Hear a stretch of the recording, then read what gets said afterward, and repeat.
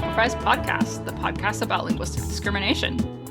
I'm Carrie Gillen. And I'm Megan Figueroa. Today we're going to talk about whales. I mean, well, first of all, whales. Did you know? You know, because we talked about this before, but oh my god, dolphins are whales? I did not know that. I don't know what I thought. I thought dolphins and porpoises were a separate category. I did too. I know that I went through the educational system of Arizona, which is like the second worst in the United States.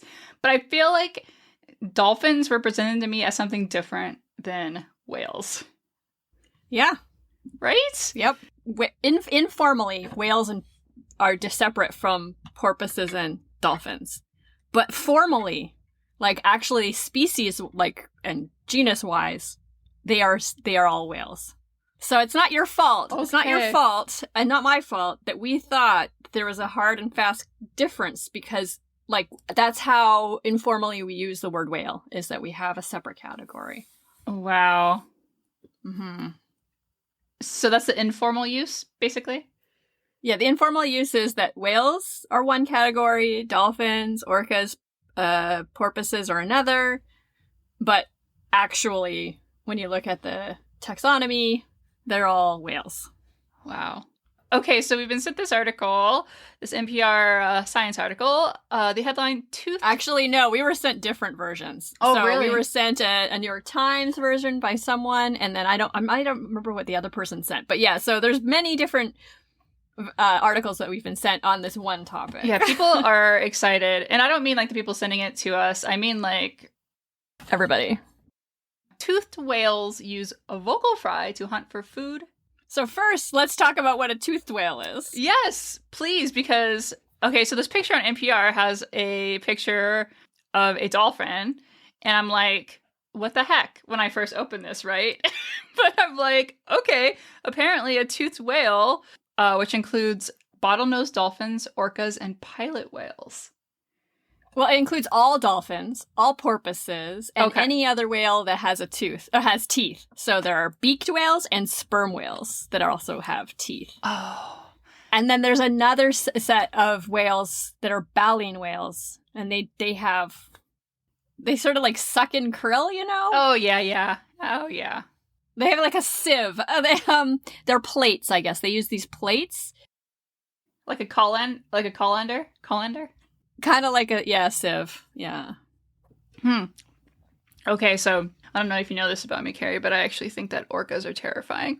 Well, they are. I mean, they don't go out of the way to attack humans. But if you happen to look like a seal, you know, you're wearing a wetsuit. Yeah, it could happen. And they have teeth.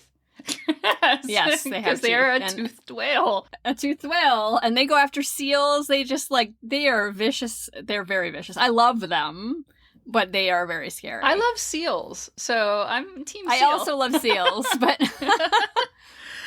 I'm just guessing, like, right off the bat, that people love a story like this because we all love animal stories. But I think vocal fry is still something that people are very obsessed with? Yeah. Mm-hmm. So it's like, okay, all right, you got two things that get people to click this. But it's actually really interesting because having teeth allow these toothed whales to produce an array of vocalizations. Is it the teeth that is helping them do it, or the lips? So the phonic lips, but I think... You have to have teeth to have the right kind of lips? Or is it an accident? Oh, an accident of what, like evolution? Yeah. Yeah, huh. I thought it was the former, that it was both of it. But... Oh, okay, it could be. Yeah. I don't know. I mean, we don't know. Someone, you know what, a biologist or some, you know, a marine biologist can tell us. But what I have gathered is that they have a larynx, but it doesn't produce sound. The way that larynx? How do you say it? Larynx. But that doesn't produce sound. It's something called phonic lips, which is in their nose. I guess this is a new development because whoever it is that studies toothed whales hasn't really been able to look at phonic lips in action. But they decided to put one of those like little cameras through their little blowhole to see it in action. And when they did that, they were able to see that the phonic lips going at high speed, and that these were definitely moving when echolocation clicks were being made. So they were creating the echolocation yes. clicks. Yes. That is the conclusion that was to be made of this. So phonic lip seems like such a weird name. It's the nasopharyngeal air space. There's like these lip-like structures inside. Yeah. They move the air through the nasal tract. Like we have a nasal tract, right? But the phonic lips are basically acting as the vocal cords. Yeah, it's as if we had vocal cords like halfway up our nose. Yeah, exactly. So yeah, the movement of the phonic lips vibrates surrounding tissue, which causes the sound. It's kind of like when we think about vocal fry in humans, it's our vocal cords, so not our phonic lips, but our vocal cords when we are using vocal fry are mostly slack and heavy, and so then the air is being passed through something that's slack and heavy. Yeah, so when they're slack, they are creating sound at a lower frequency than if they were more taut. Exactly. So like if they were extremely taut, you get something like a falsetto, right? Mm-hmm. And so actually, toothed whales can do a falsetto too. And so they have it's kind of, I guess, 3 different registers: vocal fry, falsetto, and then like kind of baseline. Yeah, and for humans, we would call this a modality, right? Like, yeah. And we have 5 in human speech, but we share those 3: vocal fry, sort of regular, and falsetto. Yeah, which is kind of cool. Really, really cool. And all these 3 things in toothed whales have different functions. It's the vocal fry register that's responsible for the echolocation, which, if you don't know or need a reminder, echolocation is, basically using sound to figure out where things are in space, because the sound vibrates off Yeah, and whales and bats use it, and actually humans can too. Yeah, it's true. Well, anyway, so it's like the when their phonic lips are the slackest, that's when they're echolocating. Exactly. And that's doing the vocal fry, just as if a human has their slack vocal cords, and it's creating sound at a lower frequency. But we're not echolocating when we do that. We could. We could. You could echolocate using anything. True. Any part of your range. Yep. Although, as far as I know, the people who do use echolocation just use clicks. But so apparently, when this whale is like a few thousand feet below the surface of the water, its lungs collapse under the pressure, but inside the bony structure of the nose, air can continue to move around and power echolocation. So, I mean, it does seem to be an evolutionary thing. I mean, by moving all the air into the nose, then they're able to generate much higher pressures, and they can make basically the loudest sounds any human or any animal can make on the planet. That's cool. It's really cool. And this NPR article ends, and more importantly, feed themselves in the process, turning vocal fry into fish fry. I saw that. Nice. Oh. But yeah, I always thought echolocation was really neat. I guess I thought about it more with bats, I guess. I just never really thought about how dolphins were doing it, or toothed whales in general. I certainly know they make noises, but yeah, this is really, really neat.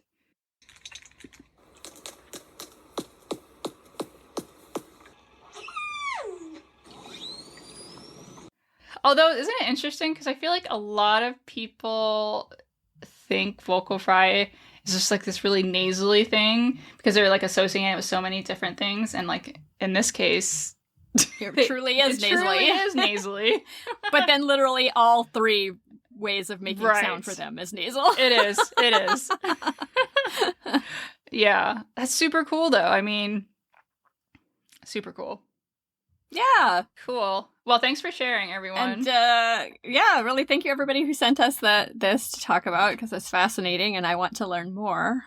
and I learned something about English and how the word whale has a different meaning than it does in science. Yeah, I mean, I'm happy to go on with my life knowing that dolphins and porpoises are whales. I mean, I just didn't know. Yes, and orcas. And I just always would say orca because I thought killer whale was incorrect. And no, it's correct. Yeah. They do kill and they are whales.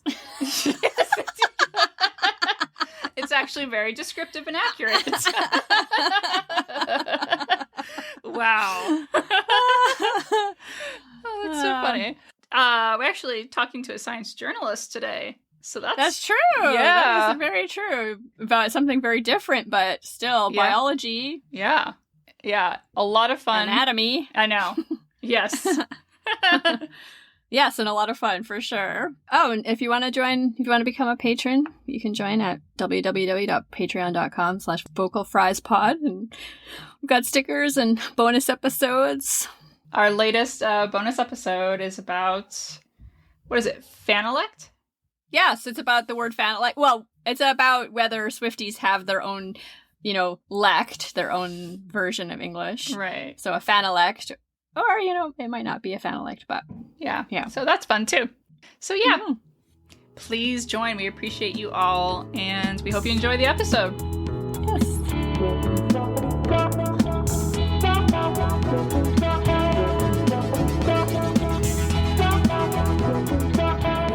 I am so excited. We're so excited to have Rachel E. Gross, an award-winning science journalist based in Brooklyn. She is the author of Vagina Obscura, an anatomical voyage, published in 2022, actually March of 2022.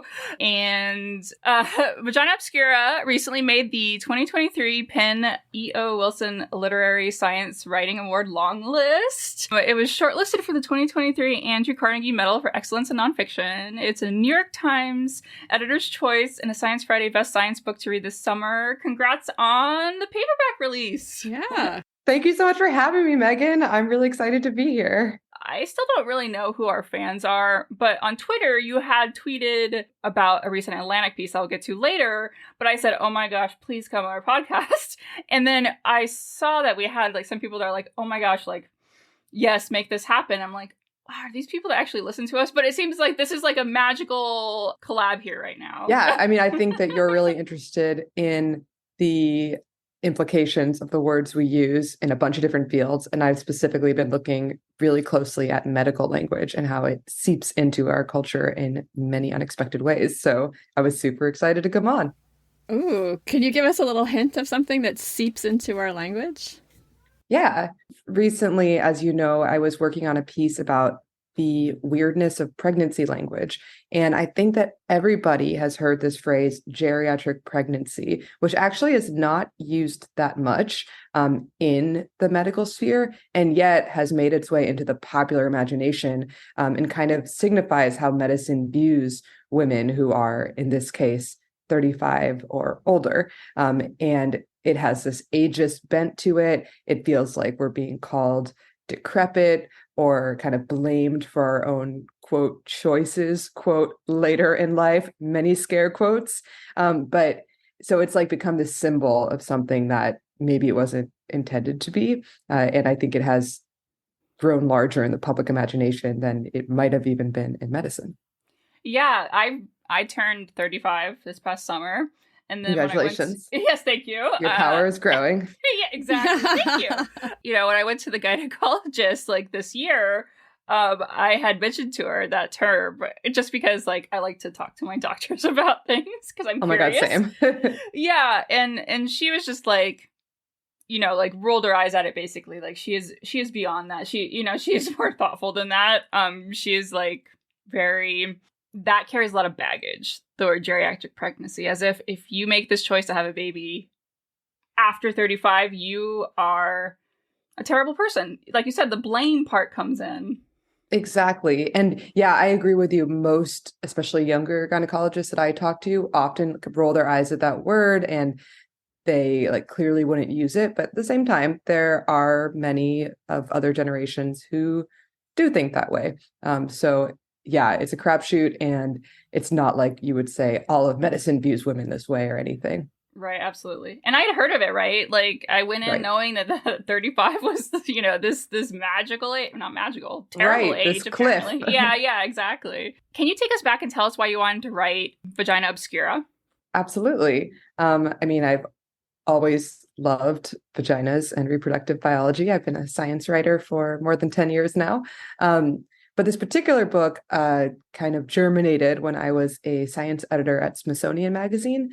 And I was doing a lot of coverage of reproductive health stuff. And at the same time, was also running a column called like Unsung Women in the History of Science. It still lives on at Smithsonian.com. Layla McNeil is the academic writer who was behind most of those columns. I began to notice this kind of overlap between the two areas of coverage, where this one column was about women and LGBTQ and minority scientists who had often been pushed out of their fields or faced a ton of systemic challenges to get their questions answered and make a mark in science.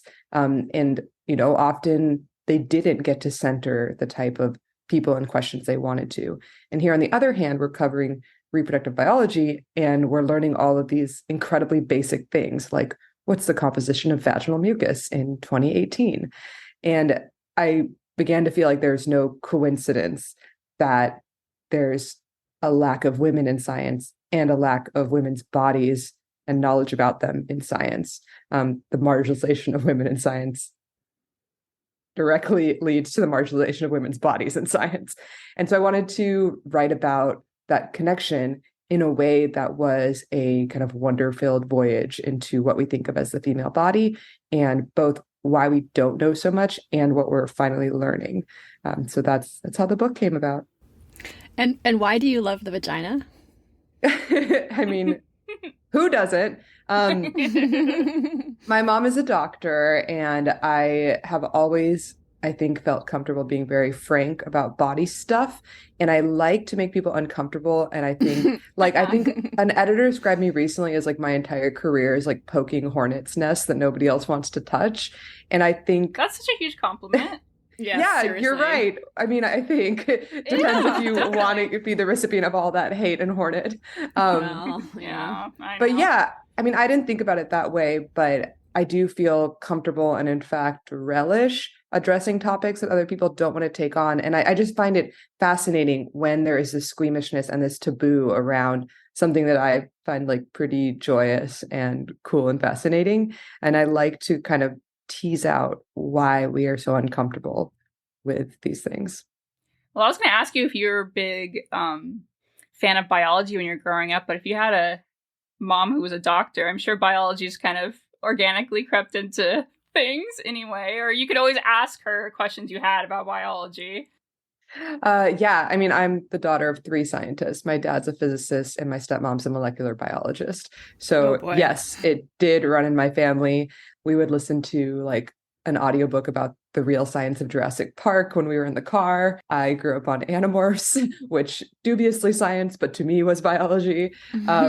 So absolutely, I have loved science and biology from a very young age. I used to take like college astronomy courses when I was, I think, 11, because it was cheaper than daycare. My dad would just leave me there while he taught in his college. Okay, so you recently wrote a piece for Atlantic about outdated medical terms, and we talked about one of them. And it's not just that they're outdated, they're inaccurate. Can you tell us about some of the other terms besides geriatric pregnancy? Yeah, so there were a lot of words that just really like rub you in a weird way, and don't feel particularly like neutral and medical. So a few of them are incompetent cervix, hostile uterus, and failure to progress.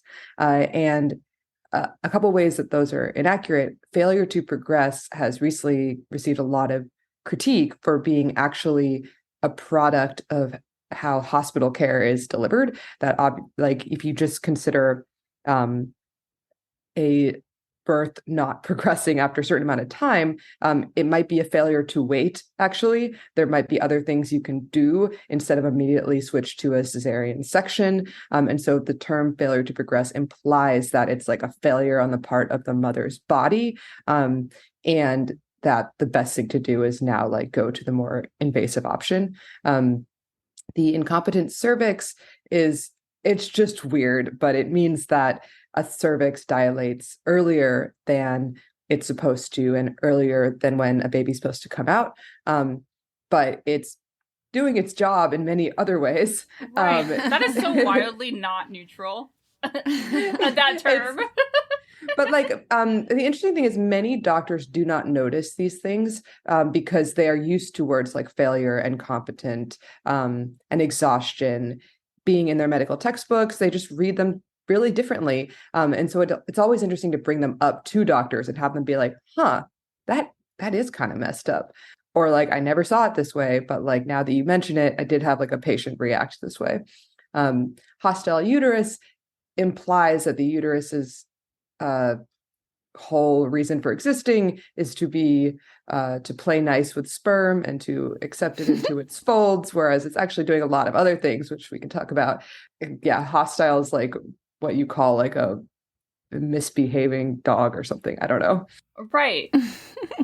Like it's like being hostile. It chose to be hostile in this situation where it's basically like you have one acting like it has one job.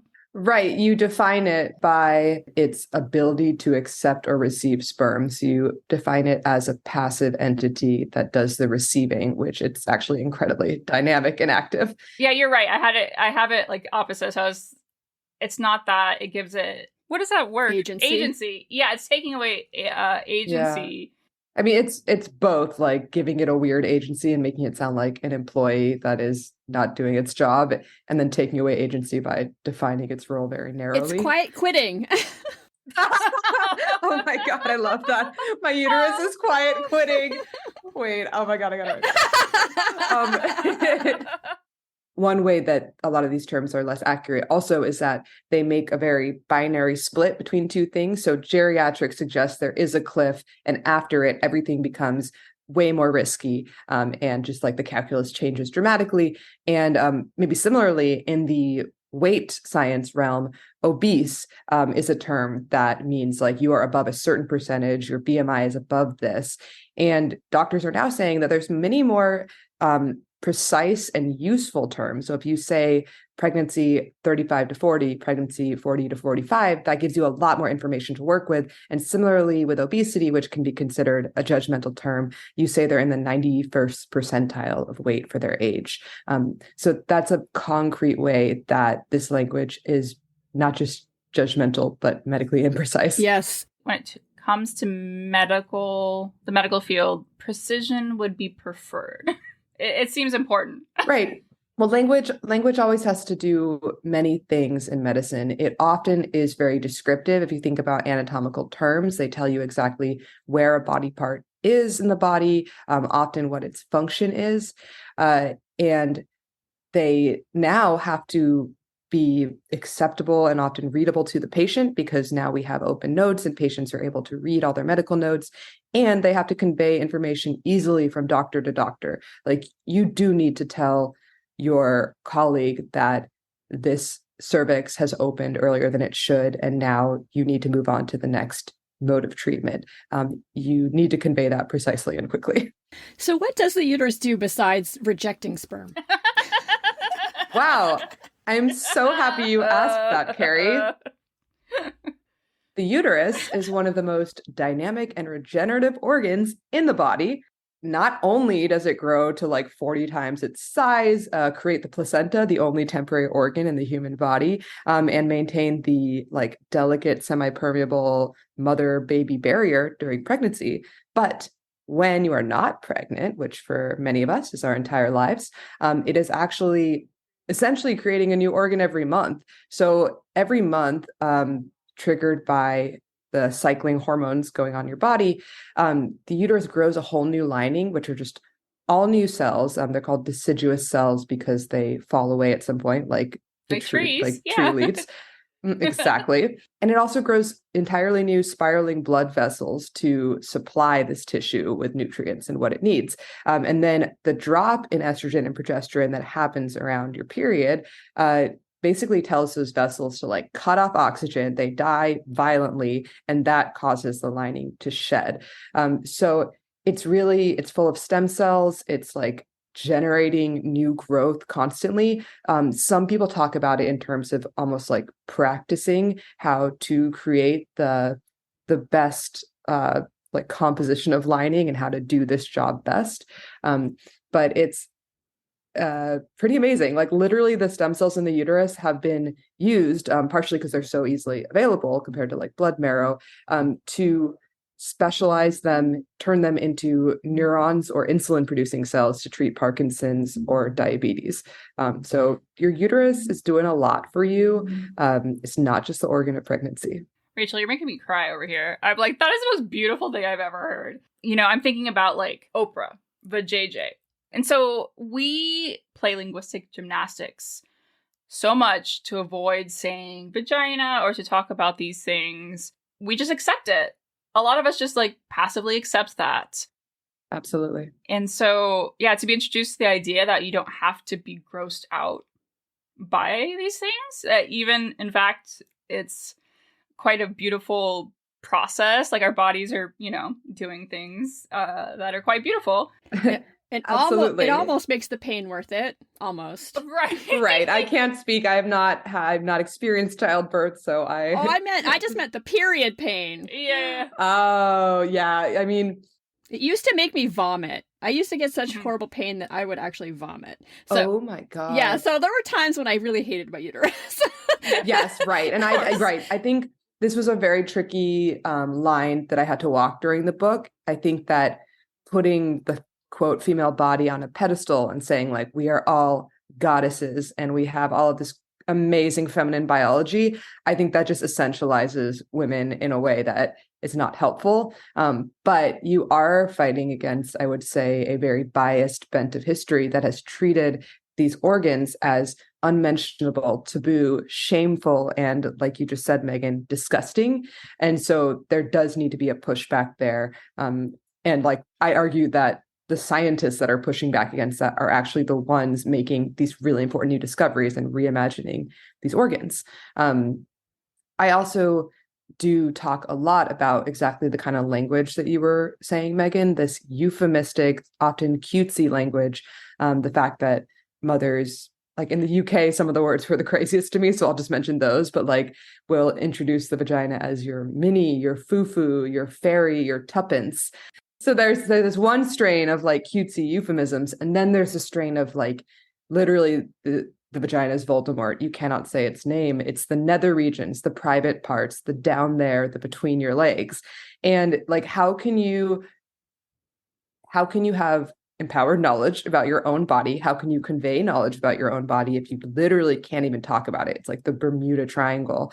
And I think it really affects our intimate relationships with ourselves if we automatically are thinking of it as just down there, the place you don't touch or you don't think about unless you're giving birth or having sex. That really affects how you think about your parts. And like, yeah, periods often suck and suck for some people more than others, but wouldn't it change our relationship if we were introduced to them with this kind of curiosity and like, this is what is happening, this is what your body is doing, and why it's important for the health of your entire body, not just for if you choose to get pregnant. Well, and I feel like this leads to like dangerous body image things, but also like sexual situations too, because you're just like, you're disempowered. Yeah. Oh, so, and then something's cutesy, like you call it cutesy thing, like fairy. That was one of them, right? And then you're also saying like down there, it's like, okay, like it's this little princess. And also like, you know, it's also very shameful. And none of those are right. Like it's not the whole picture at all. But there's definitely some cognitive dissonance there, right? That like it's shameful, but also, yeah, it's a princess and it needs to be pure and you should douche it. And like, there's a lot of dissonance. Like, how can you come up with a more balanced view of your own body when you're getting all of this mixed messaging?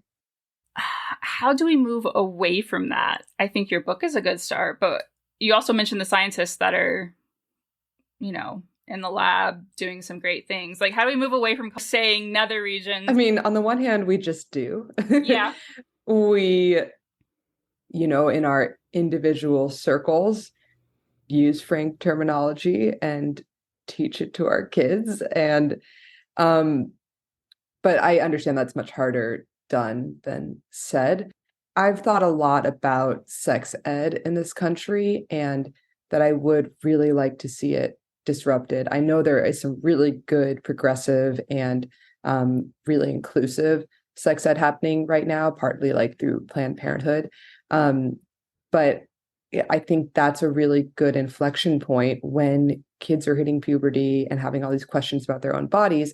That's the time to give them this precise vocabulary and make sure that it's not full of this baggage of shame and like off limits, to talk about their pleasure and the changes in their body in a positive way, to say like, isn't this awesome that your ovaries are starting to pump out these hormones that support your brain health, your bone health, every organ in your body, and will be doing so for the rest of your life. And also are ovulating eggs in this crazy, wild way where these like little follicles are like Han Solo trapped in this moment of being frozen in time until your body says, okay, time to take action. And they like burst out of the ovary in this like pretty violent and crazy explosion. Like make it a journey, make it fun. I don't think you have to try that hard because it's really like amazing what's happening inside of you. But yeah, I think labeling things correctly at that age is pretty important. I think you're also getting a lot of slang and hearing a lot of different terms at that time. So that's maybe a good time to establish some standard words. And, I think it's important for kids to be able to talk about their own bodies in an accurate way, whether it's because like the worst case scenario is like a kid has had an assault experience and needs to be able to explain what happened. But also as they're like exploring themselves and their sexuality, it's very important to have clear communication.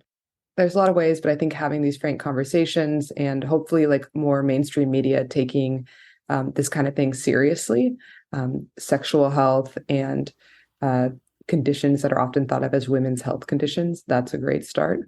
And even just using the word vagina. So I remember, this was a long time ago now, like close to 20 years ago, here in Vancouver, CBC radio, one of the announcers struggled to say the vagina monologues.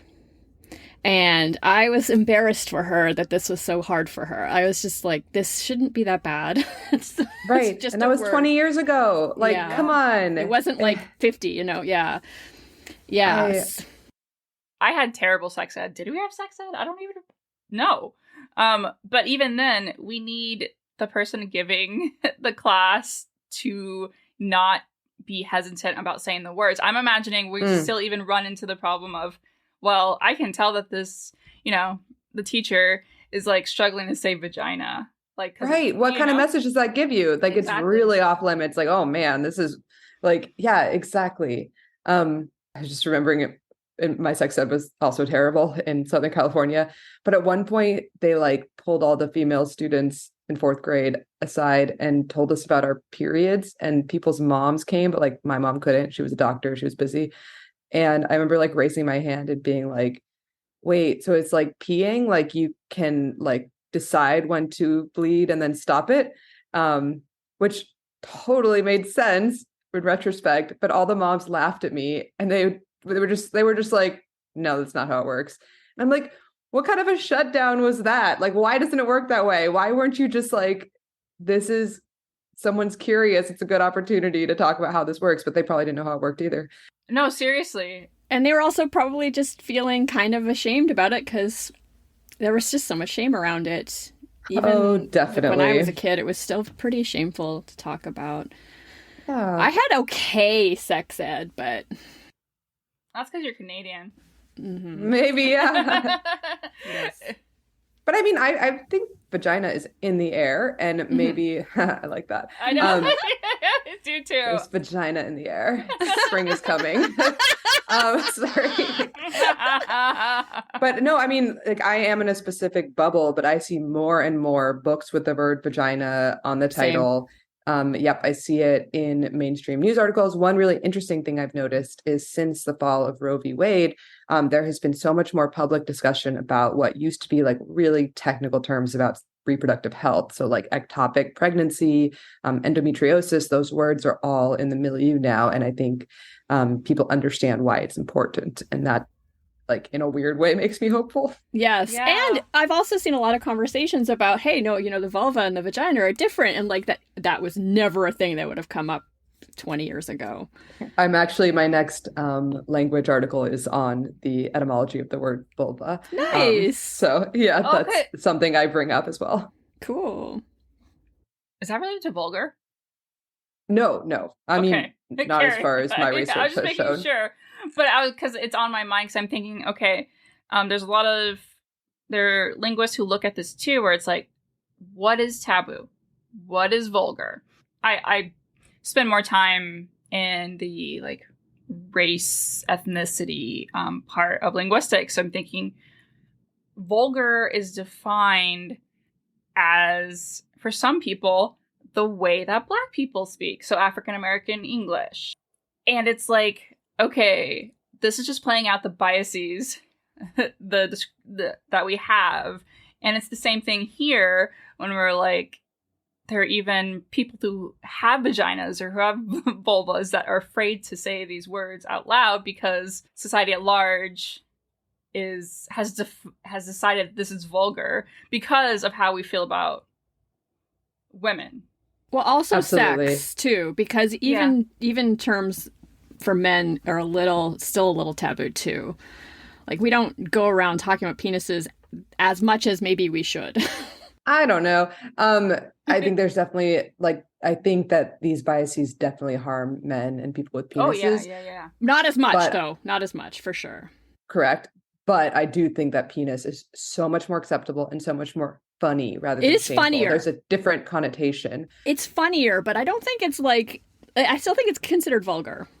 Yeah. Oh, okay. Interesting. Yeah. And then, I mean, you can look at things like erectile dysfunction and how really like big pharma made that a completely acceptable thing to say. There's ED. It was almost like neutralized in a way and medicalized in a way that a lot of female sexual health has not been. But I just wanted to address the kind of race bias thing. That's something that I talk about a lot in my book. And I usually do it in the way of showing what type of bodies were considered the ideal, which is often like the white male, and how anything that deviated from that ideal got described in a certain way, not quite vulgar, but more like inferior, like deviant, unhealthy, and not ideal. So like one example is that the ovaries didn't have their own name until the 1600s. They were just called female testicles, and considered like just kind of a poor,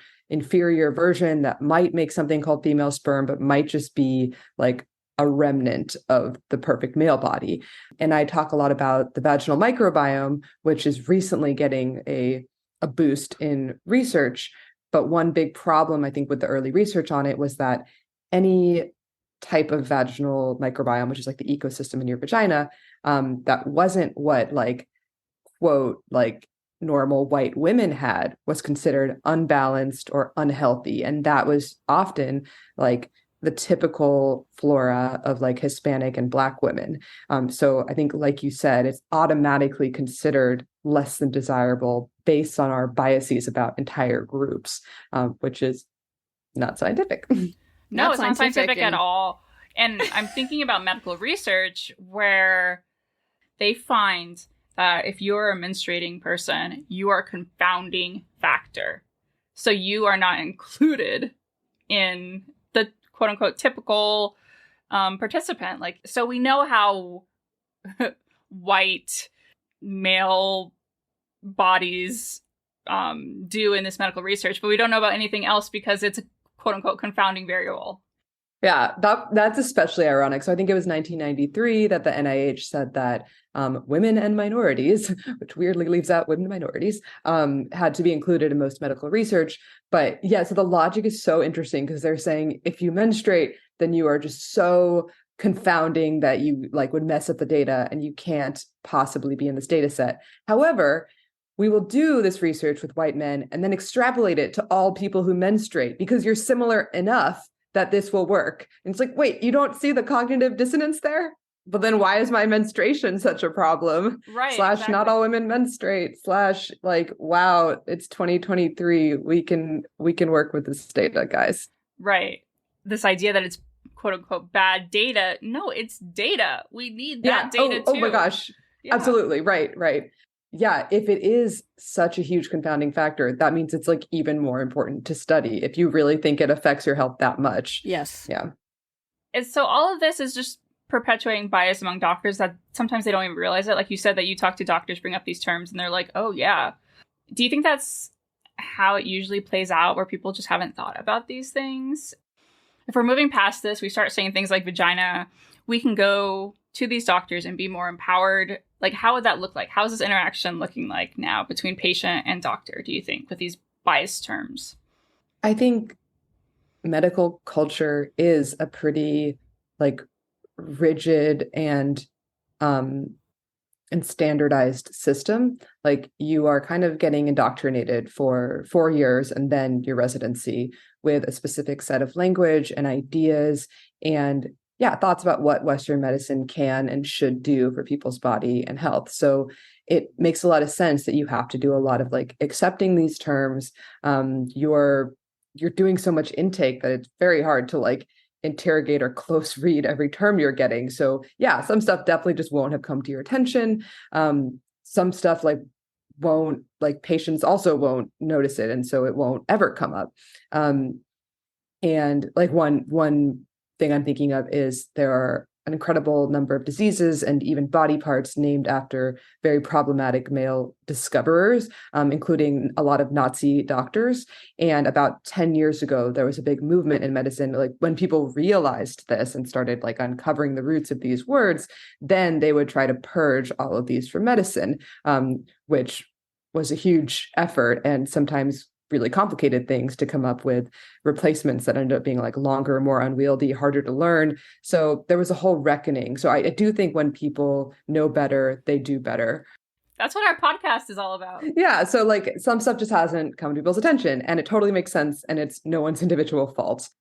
I mean, on the other hand, it just depends where you're situated, right? I think that if you haven't had the experience of being kind of dismissed and gaslit from having a chronic illness that's considered to be like a female illness for most of your life, it is harder for you to be as aware and sensitive to that. If like, if you need to be exposed to it in some way. Fortunately, I think those conversations are now happening, including in the mainstream media. And I definitely know there's a lot of individual doctors who are part of this movement to have more frank and empowered discussions with their patients, treat their patient as like a colleague in their own treatment. So, of course, not all, but specifically a lot of doctors that are very active on social media. So, I mean, two I know are Dr. Rachel Rubin, Dr. Maria Uloko. They are sexual health medicine doctors. So they're also urologists. So like, basically they would describe it as like, they talk about like peeing and sex and penises. And so they're really comfortable with stuff that nobody wants to talk about. So they're sort of the ideal doctors to start this frank conversation, to use all of this direct language and to champion like patients coming in with their own research and wanting to talk about what affects them. And I think that's like a really good model of what these conversations could look like. I think a problem is that most of those doctors work in private practices that often don't take insurance and are not accessible to quite a lot of people. And they're super rare, like a sexual medicine specialist. We don't have very many in this country. It's a niche area of gynecology and urology. So those are good, like I think it's good to look at what those people are doing, but it's like, I got to acknowledge that many doctors don't have this luxury. They only have 15 minutes with the patient. They maybe can't focus on some of these issues that are super important to people's well-being and quality of life, but like they have to do your pap smear and deliver your baby, and that's it. So there are a lot of restrictions. And I do think there is room for many, many doctors to be less threatened by patient knowledge and by a patient's interpretation of what's happening in their own body, and respect their embodied knowledge more. And I think that can happen in 15 minutes. Amen. Amen. This is just reminding me of how, like, I really thought that getting a pap smear was punishment for having a vagina. Like, when did it start? Like, punishment? 18? Yeah. Yeah, I see that, obviously. I mean, it is horrible. Getting the speculum in there. I was just getting like an appointment the other day with a speculum, and I was like, ugh, like, sometimes they're worse than others, whatever. And the gynecologist was like, oh, it's not that bad. And I'm like, no. Don't tell me how my body feels. You can't say that. Oh my God. Yeah, why are they still so horrible? How haven't we gotten a better speculum? But the speculum, that's interesting. There is an Atlantic article, not by me, that is why we can't have a better speculum. Like, what are like the limitations on this tool? But many people are now aware that the original speculum is said to be developed by J. Marion Sims and is still in some hospitals called the Sims speculum. And like, this was not a fun device that was not meant for the comfort of women. And the fact that we still have something very similar is horrifying. I'm thinking though of like it's interesting how the speculum became sort of a feminist tool during the 70s, and how it wasn't that some versions of our bodies ourselves, I think maybe a similar book, came with your own plastic speculum to do your own like look down there. I thought that was super cool. I hope they were more comfortable, because I obviously didn't get my hands on one. Well, just thinking about putting plastic in there in my vagina, no, thank you. Oh, I prefer the plastic to the metal. I hate the coldness of the metal. I know, but... And the plastic... Oh, it's not really safe, is it? Maybe it's BPA free. Yeah, I mean, I don't know. We put a lot of things in there. I'm like, I got all my vibrators. No, but those are probably silicone, which is inert. Yeah. So I'm just thinking out loud here. Like, why don't we have a silicone? Plastic is not. It's permeable or something. Unlike silicone, it's not as safe. I don't know exactly what type of plastic it is. And yeah, this was the 70s, so very, very likely not safe. But like, how about a silicone speculum? Can someone work that up? Well, that's what I was thinking. Yeah. But then when you said something about like all the limitations, my immediate thought was, oh, it's probably too soft. It's probably hard to make it like rigid enough to like. Okay. Metal covered in silicone. Yes, there we go. Problem solved. I don't know here. I'm just thinking there's got to be something. There's got to be. It's just so horrible. Yeah, because the coldness is awful, and it does feel like, I don't know, like you're undergoing some sort of experiment as opposed to, getting health care. Yeah. That's it. Absolutely. And you got to imagine, since women aren't historically women aren't in the room where these things are happening, because they're not allowed. So things like J. Marion Sims, and I'm looking at this speculum, so they're not considering our bodies, our embodied experiences, because they can't possibly understand. It's the same now with medical research and all this. Well, at least there are more women. At least there are more minoritized people in the room that can say, we need to know what menstruating bodies are doing. Excuse me, why are you asking that question and not considering this? These kind of things, right? Right. So then why do we still not have a good speculum? Is what we're yes, asking. Absolutely. No, yeah, exactly. No, yeah. A lot of advancements are going to happen, I think, because more people are allowed into the room. I don't know how many people know that you can always ask for a smaller speculum. So there's multiple sizes, and you don't really get told that when you go into the room. So that's one thing. Doesn't help everyone, but helps some people. When Sims in his autobiography wrote about developing the speculum, he wrote about it as that it was like the telescope, that it would make this obscure, dark wilderness of the female body obvious and visible. And he was like, I could see the cervix as plain as the nose on my face. So the idea was a tool for science to view the material of the female body, not a tool to make you feel comfortable and at ease and think about your experience. It's like the moon landing. He's going uncharted territory. Oh, yeah. Like he just wants to... That was like all of these anatomists. They were always describing it in terms of conquest and often colonialism. There's a lot of weird, like either architectural or like city planning type words. Like I really liked that I really was amused that the entrance to the vagina is called the vestibule, which is basically like a waiting room or a lobby. Like we're just waiting to enter. That's so funny. I'm just thinking of funny things that, well, Carrie says often, like, why do we say someone's a pussy? We should say someone's a scrotum. Oh, I'm not the only one who said that. I didn't come up with that. I know, but it's... I hear that a lot. Or like we could make like being a pussy, because I don't know, I do like that term actually. Like we could reclaim it as something a little different, like if you're soft but strong, like you're a softie but also like very powerful.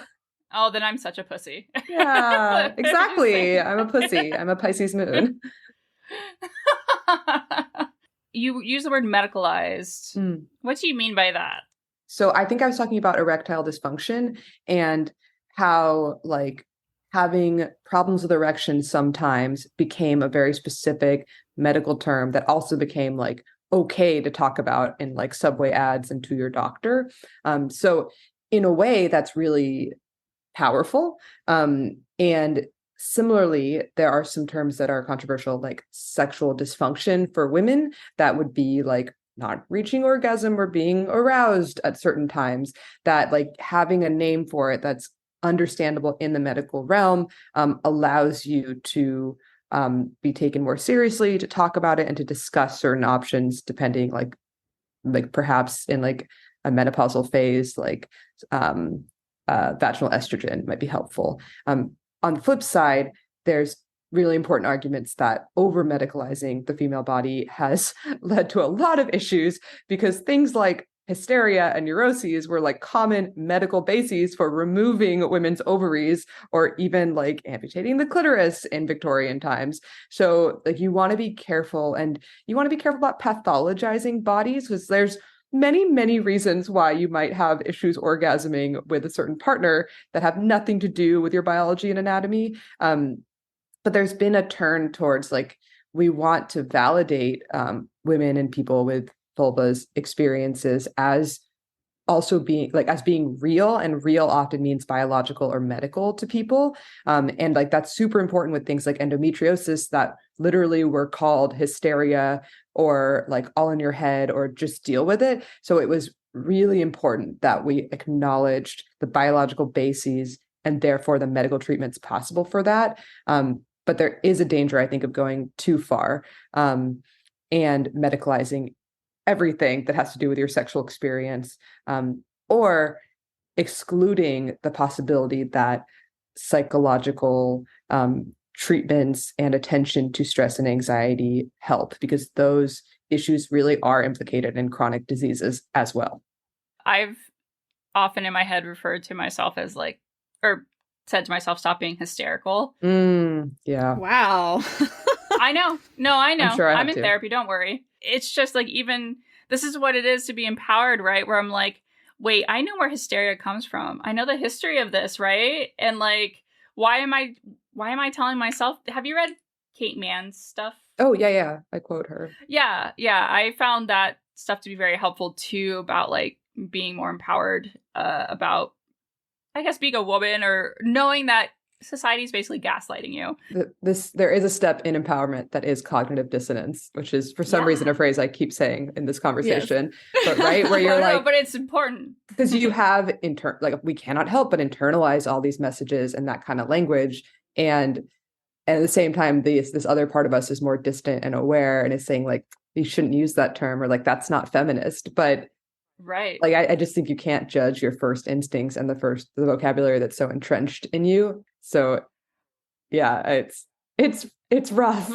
It is rough. It's just interesting because to me, hysterical feels really old. Like the only interpretation I have for that term now is funny. So like, interesting. If I was going to call myself hysterical, I'd be like patting myself on the back, which no. Yeah. No, I mean, that's a good use too. It is weird that it means both those things, actually. Yeah, I forgot about that use, but I Semantic do drift. use that. That's a thing Semantic that happens. drift. Yes.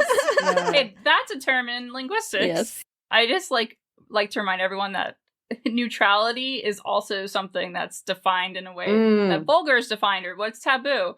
Neutral is also defined by humans who are not neutral. Oh my gosh, absolutely. Do you think that science can be feminist? Do you think that this medical research world can be feminist? Do you think the sterile halls of medicine can be feminist? Wow, how funny you asked that. I recently wrote an essay called Feminist Science is Not an Oxymoron. Yeah. That is I didn't all know about... that at all about you. Oh. No, I did see. know. I did Okay, know. that's why you asked this. Okay, sorry. Yeah. Wow. Yes. So indeed, I do believe that feminist science is not only possible, but is being done in really powerful ways in many sterile halls of science. And it was really important to me to like articulate some of those ideas, because even the scientists doing the work that I have been talking about, like reimagining the uterus as dynamic and regenerative, even they did not see themselves as feminist scientists, and they thought that the word sounded like an oxymoron. Whereas what feminist science is, there's a lot of definitions, but it's often about making visible those invisible assumptions that we have that are baked into so-called objective scientific literature. And once you make those obvious, then you can counter them, come up with new hypotheses, test them using all the same tools of science you've already been using, but come up with something that accounts for those biases, counteracts them, and reaches something closer to reality, acknowledging that we all bring our own biases to the table, but the more perspectives you bring, particularly marginalized perspectives, because those are the people most affected by things like calling a certain type of body the ideal and calling a certain type of vaginal ecosystem disbalanced. So the more of those perspectives we can bring, the closer we get to a fuller picture of reality. And that is feminist. What an excellent place to end the conversation. Thank you so much. I know. Thank you. I want to talk to you like for 10 more hours, but that was I know. Like, I really want to talk more about exactly- linguistics. Can we, let's. Sure. Yes. Let's do a linguistics conversation. Yeah. We always leave our listeners with one final message. Don't be an asshole. Don't be an asshole. Don't be an asshole, be a pussy. Yes! Exactly. The Vocal Fries podcast is produced by me, Carrie Gillen. Theme music by Nick Granum. You can find us on Tumblr, Twitter, Facebook, and Instagram at VocalFriesPod. You can email us at vocalfriespod@gmail.com, and our website is vocalfriespod.com.